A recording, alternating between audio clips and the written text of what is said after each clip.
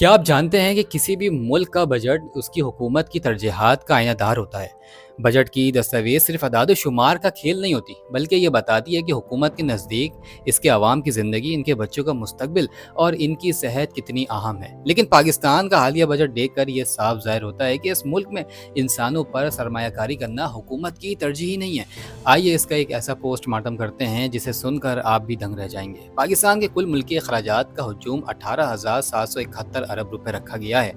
ये सुनने में एक बहुत बड़ी रकम लगती है, लेकिन जैसे ही हम इसकी तकसीम देखते हैं तो पाँव तले से ज़मीन निकल जाती है।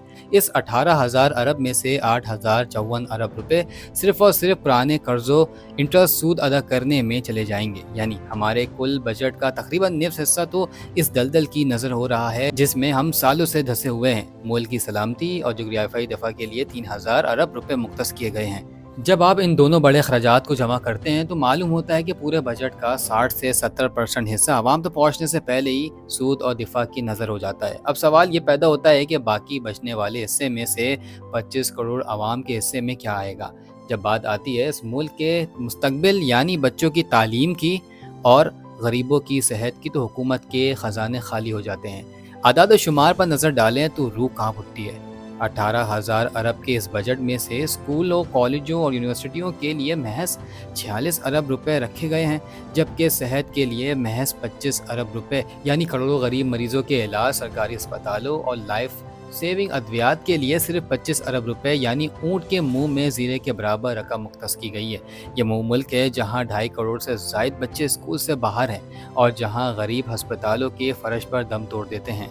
18,000 अरब में से सिर्फ इतनी मामूली रकम इन बुनियादी शोबों को देना ये साबित करता है कि कौम को पढ़ाना, इन्हें शऊर देना और इन्हें सेहतमंद ज़िंदगी फराहम करना हुकूमत के एजेंडे का हिस्सा ही नहीं है। दुनिया के कामयाब और तरक्की याफ्ता ममालिक की तारीख उठाकर देख लें, उन्होंने कभी सड़कों, पुलों या इमारतों से तरक्की नहीं की, बल्कि उन्होंने अपने इंसानों पर सरमायाकारी की। जापान, जर्मनी, मलेशिया और सिंगापुर जैसे ममालिक अपने बजट का एक बहुत बड़ा हिस्सा तालीम और रिसर्च पर लगाते हैं, क्योंकि वो जानते हैं कि एक पढ़ी लिखी और हुनरमंद कौम ही मुल्क को कर्ज़ों के जाल से निकाल सकती है।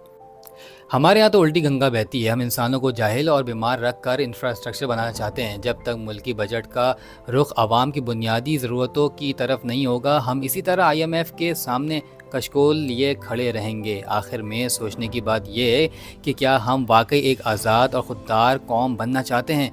जब तक हमारी तरजीहात में तालीम का बजट हस्पतालों और स्कूलों की बेहतरी के लिए नहीं बढ़ेगा, तब तक पायदार तरक्की एक ख्वाब ही रहेगा। हुकूमत को ये समझना होगा कि कर्ज़े उतारने के लिए मज़ीद कर्ज़े लेना और आवाम को बुनियादी हकूक़ से महरूम करना किसी मसले का हल नहीं है। आपको क्या लगता है, क्या इस बजट के साथ पाकिस्तान कभी अपने पैरों पर खड़ा हो पाएगा? कमेंट्स में अपनी राय का इजहार ज़रूर करें।